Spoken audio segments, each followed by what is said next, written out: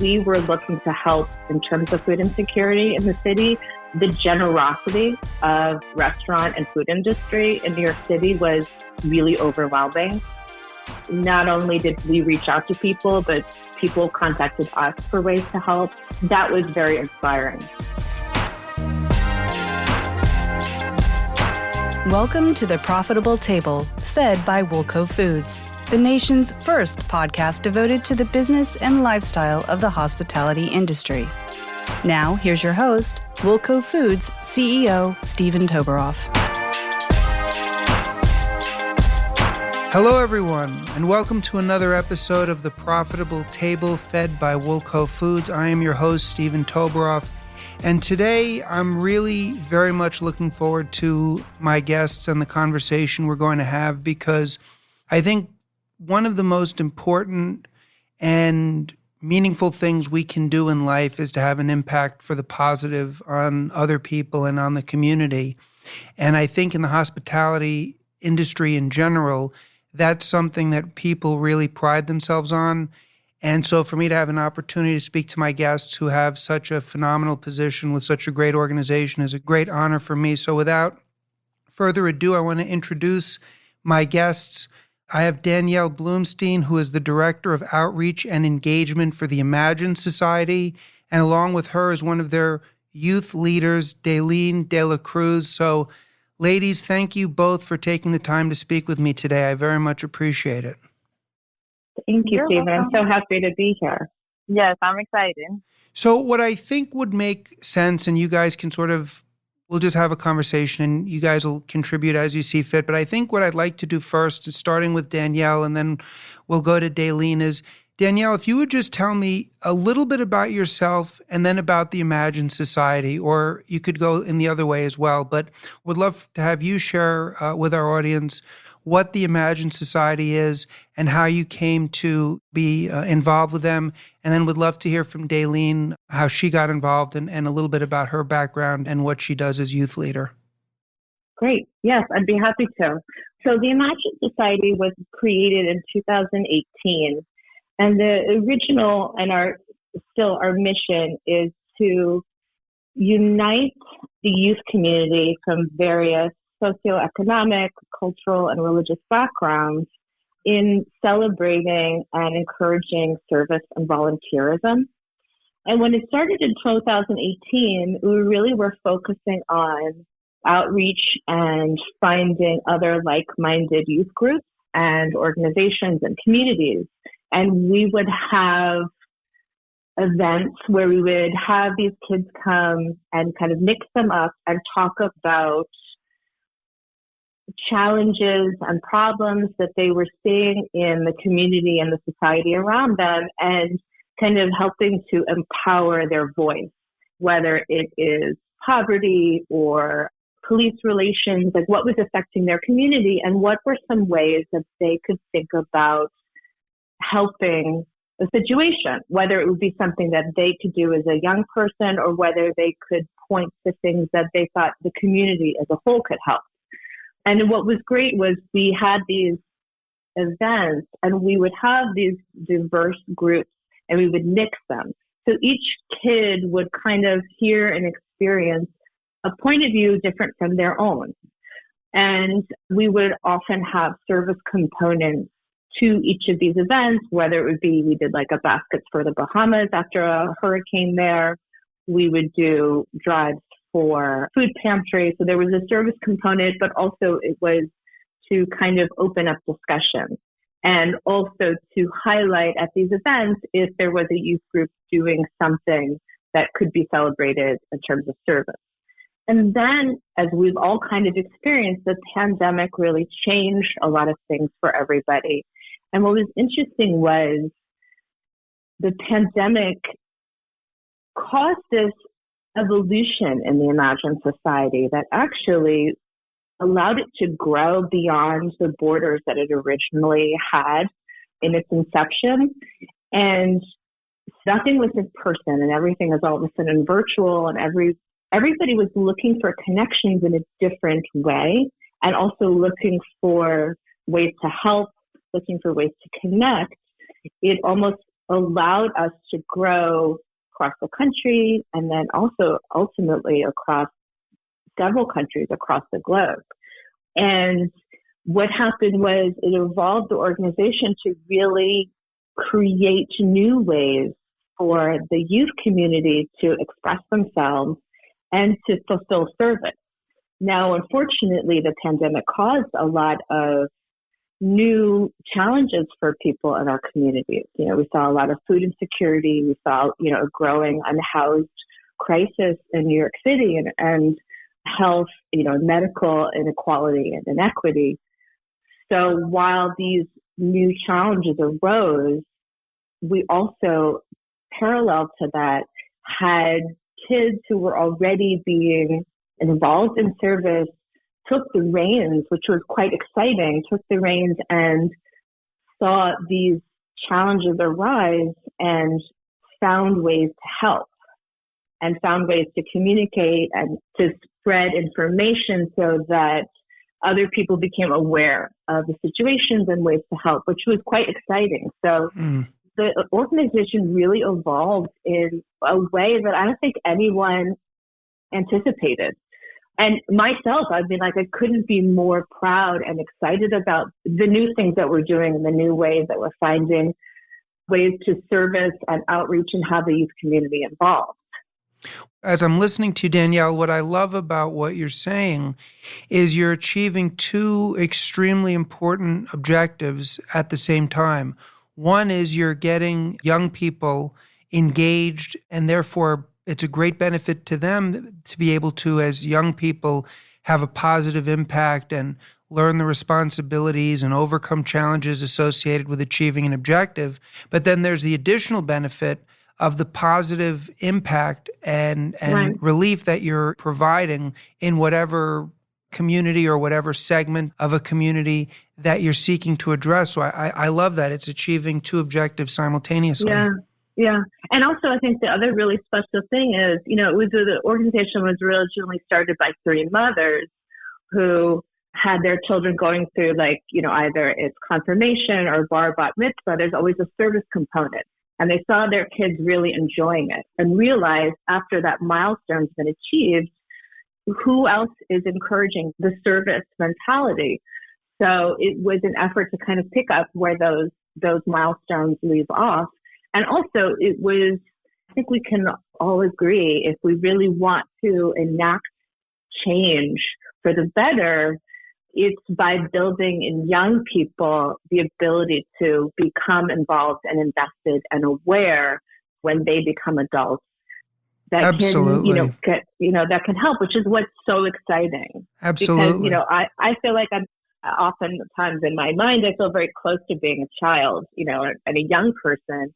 And you feel like your voice doesn't matter. And being able to show that not only does your voice matter, but actually you could do something to help is just incredible to see kids engage in that. I can totally relate to what you're saying. I still feel like I have the same mindset that I did when I was 10 years old, and I've got 3 kids, all of whom are well over that age. I think you're so right.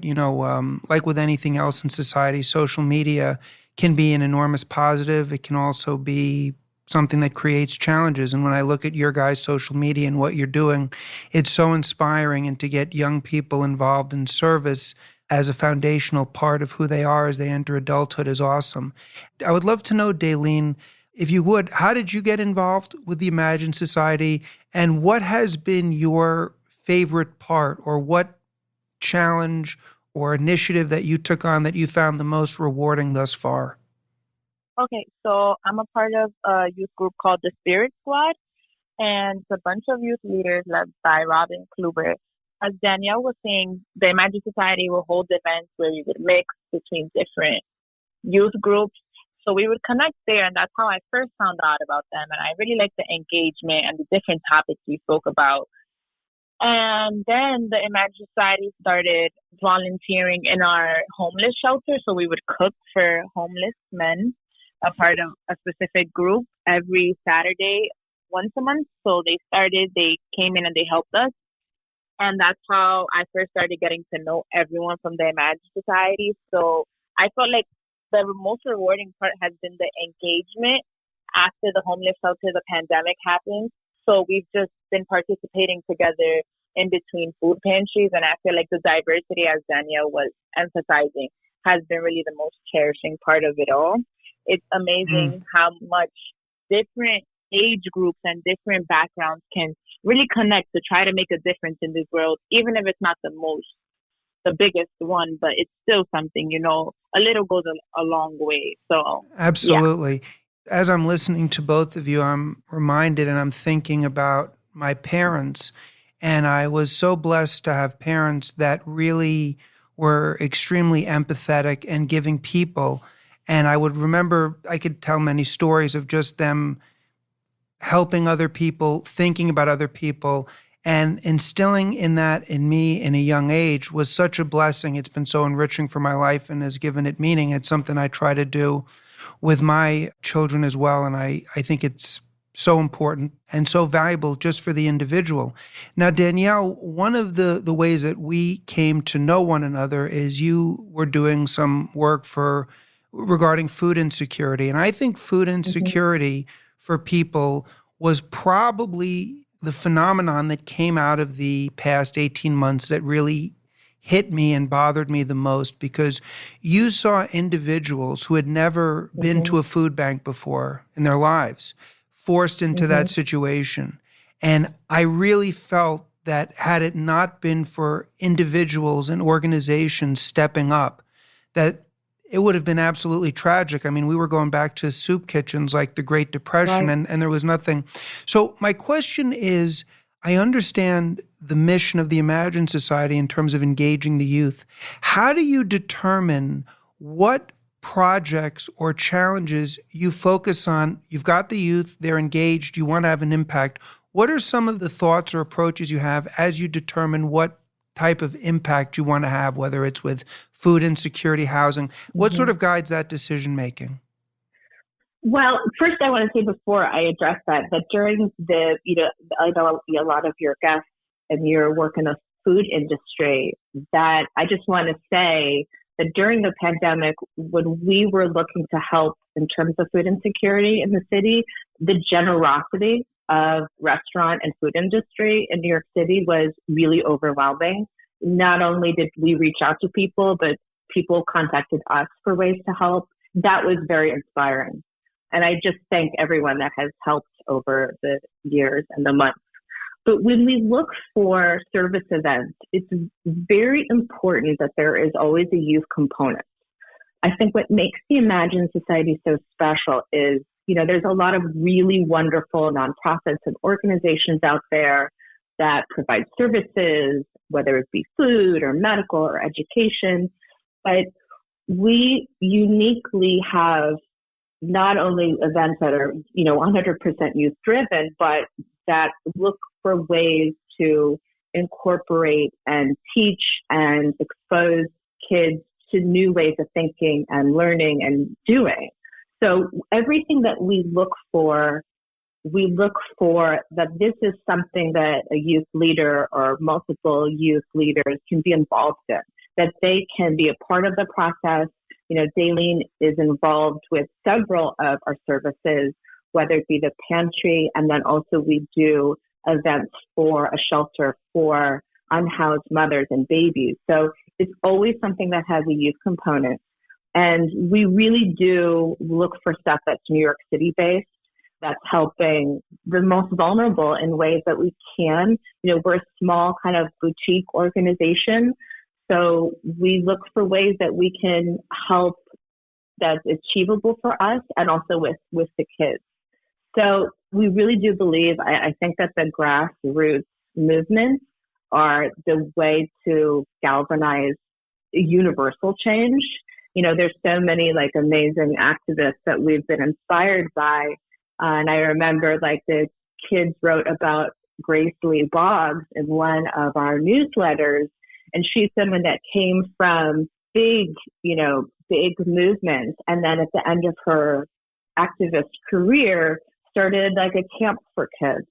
And she has amazing quotes about how she really came to believe that this kind of one-on-one grassroots movements were really how change happened.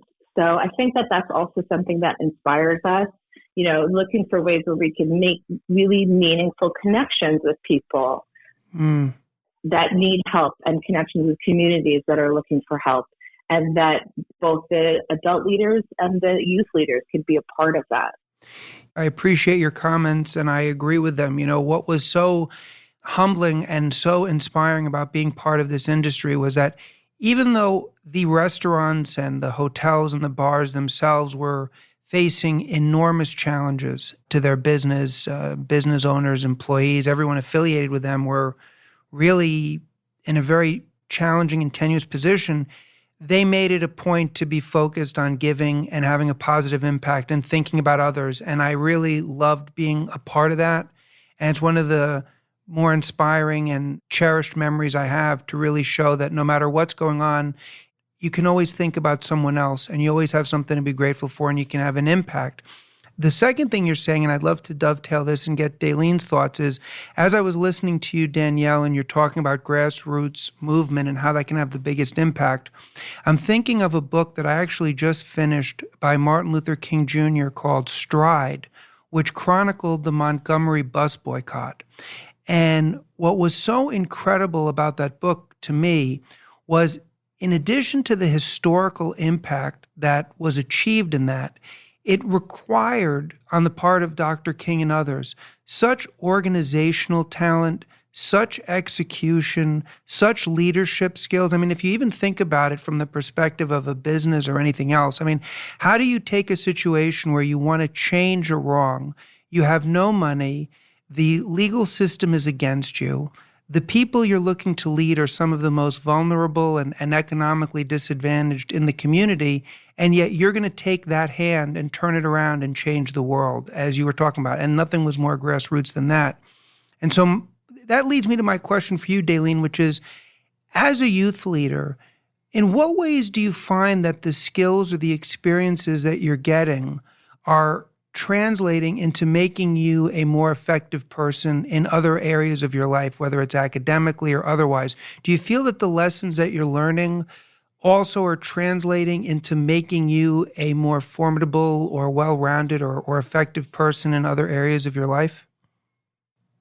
So I definitely do. I feel like the skills of communication, organization, and just planning ahead, like managing your time. I feel like those are three key skills that I definitely learned throughout being a part of a food organization and being a youth leader, especially after the pandemic hit. We had the food pantry every Saturday, so we really had to work together with whoever we had. We had to make sure we had enough food to feed as many people that were coming. We were getting hundreds of people every week, and then we switched over to like 2 times a month. So I feel like those three skills have really helped me develop into a more mature person and a person who feels like she can take on any challenge that comes her way. Even though something may feel difficult to me, I feel like I can surpass that challenge with the skills I've learned throughout service and with Imagine Society, especially communication. I feel like we all do a good job working together and sending emails, sending texts, or just calling each other and making sure everything is okay. And even when we feel like things are short, we still make it work, you know? I think that's very clear and that's very powerful. In my experience in life, Dayelin, I think communication and the ability to communicate with others is probably the most important skill, certainly in the realm of business and when you're working with people. And I would obviously say in any other organization, and that's a very clear and impactful description of the skills that you learned. One of the things that I so appreciate about what you are doing at the Imagine Society and other organizations do is because I, like a lot of people, I have the desire and the impulse to want to serve. I want to have a positive impact in the world around me. It's not just about self-gratification or whatever. That's not what my life is about. But if you don't have people who create organizations, then no one has an ability to execute. And I think that's one of the things that I'm always mindful of when I participate with any organization, because people are always very appreciative and grateful, and they thank you, and they're always thankful to their donors. But I always view it that I'm the one that owe you guys the thanks, because but for you guys creating these vehicles, you can have all the great impulses in the world and the great desires. There's a saying, one deed is worth 1,000 sighs. And so I want to take this moment to thank you. I would also want to ask you a question, Danielle, which is, you say that the Imagine Society has been able to expand its reach over the past 18 months because of the circumstances that arose, which I think is phenomenal. At the same time, obviously, we're now in a situation where we can have these face-to-face interactions and have these events where you can impact people. Do you envision a situation where, as the reach of the Imagine Society grows and you're working with youth from around the country, that they will be doing their own events? I know you had said you were focused in New York, but could you see this becoming something that you see things popping up around the country?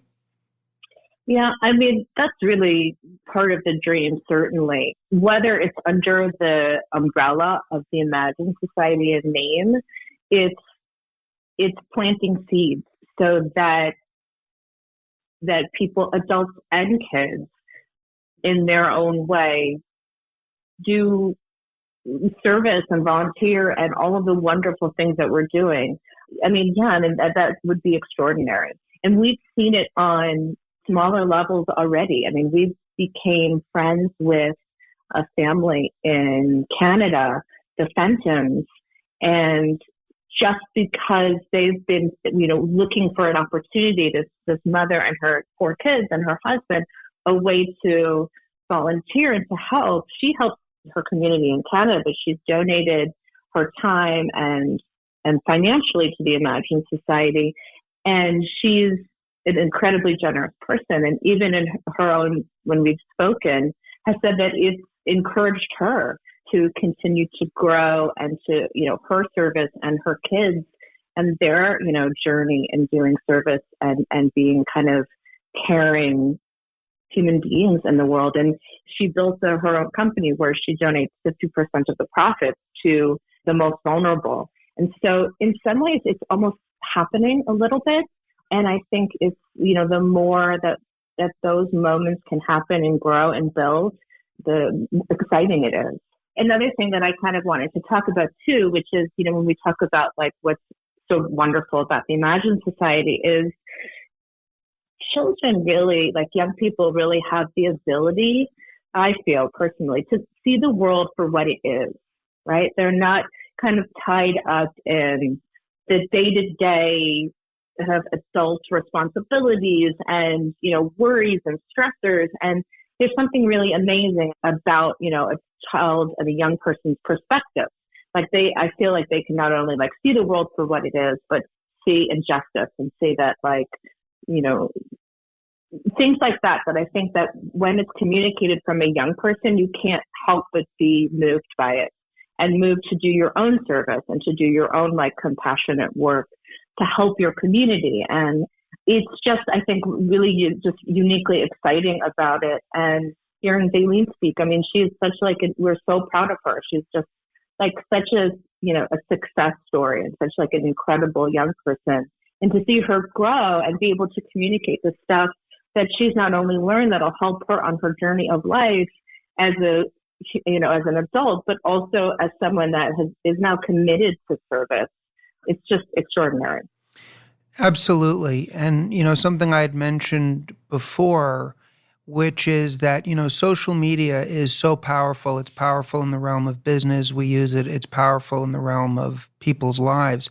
And I think a lot of times with younger people, social media is utilized or consumed with content that is meant to portray flamboyant, superficial life that evokes feelings of depression and unpleasant feelings, because you're looking at these images on social media, which are really most times not reality. They're just curated or created images to evoke a reaction. But the flip side of that, and the beauty of social media, is when you have entities such as yours or individuals who use it to spread a message that's positive and inspiring and impactful, it's an amazing tool. And it leads me to a question I have for you, Dayelin, which is, what type of reaction do you get from your colleagues and classmates when they because you are, as Danielle said, you're extremely impressive as I'm listening to you. My question is, when they learn that you're a youth leader in this organization and what you're involved in, what type of reaction do you get from your fellow classmates towards you? Are they inspired? Do they ask questions about joining? Because I think people are drawn to confidence and execution and all of these things that you're conveying, but I would love to hear your thoughts on that. They are actually really inspired and moved when I tell them about the organizations and about everything the Imagine Society does with us, as well as everything I do in general with other organizations. They are drawn to learning more about it and wanting to just, be a part of it or come with me and help me and actually do service with me. I've been a part of the service since I was in 7th grade, and I'm now a freshman in college. So when I tell people that, they're really drawn to knowing what strikes me about service that I'm so passionate about. And I feel like that's what means the most to me, that people want to learn more about it and seeing that I've come so far. And it's taken a lot of lessons, but I feel like it's really benefited me as a person. And it's something that I want to continue throughout college and as an adult in general. And just bringing more people into this service world, I feel like really makes me happy and makes my heart warm, because everyone working together just goes a long way. Like, I feel like we can all help each other. There's all lessons we can teach each other. There's all skills we can teach one another. Absolutely. I think that's so true. And I think there's an old saying also, words from the heart enter the heart. And you could say that from speaking and social media and videos and everything. And I think people, and especially after what we've been through over the last 18 months, people are really craving meaning and authenticity. And, because we saw, you could have the most flashy sneakers, the most flashy cars, the most flashy, whatever it is. People weren't leaving the house for a year. So what does it all mean, right? But if you can get out in the world and have a positive impact, not just on people you're helping, but working with youth people and inspiring them, that's what it's really all about. And so my last question to you, Danielle, is I really believe and I hope that what we've been through is going to be a lasting force for people's perspective to be altered a little bit. And I think the timing of your organization starting in 2018 and being where we are now is important. Do you agree with me, or do you think, and honestly, do you think people are just going to slip back into their old ways, or do you think that people have been sort of changed by this in a way where there's going to always be, or hopefully will be, a greater element of service? Because I definitely see it with a lot of people I do business with, that I would say that something has changed and it'll be lasting for the better. But I would love to know your thoughts. Yeah, I certainly hope so too. I do believe in times of crisis, we've seen throughout history, is it brings out some incredible qualities of people and communities. And I can speak for myself that I'm going to be forever changed by the pandemic and by being involved in the Imagine Society before and during and through it and after. And I think that it feels to me, and the people that I speak to, the people that I meet like yourself, and the new connections that we make, is that there are a lot of people that will be forever changed and hold in their heart the kind of lessons and the memories of what matters most, and how reaching out to your neighbor when they're in need is important, and being grateful for what you have and grateful for sharing. It feels like, I certainly hope it creates some sort of a sea change for the better, and that it takes people a little bit outside of this kind of very internal life that we've all become used to, and see the world around us and how delicate and fragile life can be, and how it's important to value it and value your community. And I know, like I said, I know I'll be forever changed by it, and I will always want to keep those lessons going and keep building and doing service and getting kids and other adults involved to kind of keep that movement going. Absolutely. I think if people can keep in the forefront of their mind gratitude and some level of service, because at the end of the day, and just speaking for myself, thank God I have the opportunity and do stuff and, I have a family and I'm very blessed. But the truth of the matter is there's nothing more gratifying than being in alignment. I'm speaking for myself here, to being in alignment with God and serving. And the best way you can do that is to take action to benefit other people, particularly when they're down on their luck or particularly when somebody's in need. So, Dayelin, my last question for you is, because I'm so impressed listening to you, you mentioned you're a freshman in college. I would just love to know what your goals are for the next 5 to 10 years and how they've been shaped by what you've learned in your involvement with the Imagine Society and service.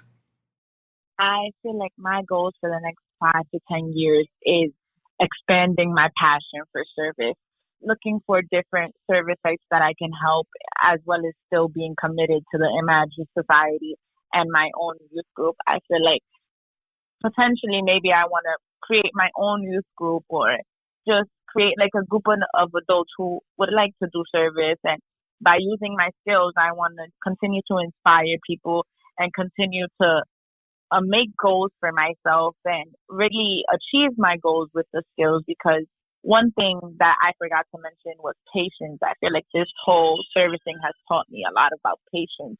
You can feel very overwhelmed sometimes, but you have to believe that you can get through it and it will be okay in the end.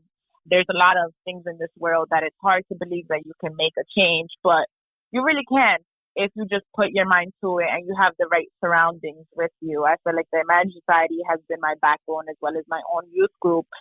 So they've really gotten me through it with the hard days, the overwhelming days with so many people. But for the next 5 to 10 years, I really hope to just continue that. That's awesome.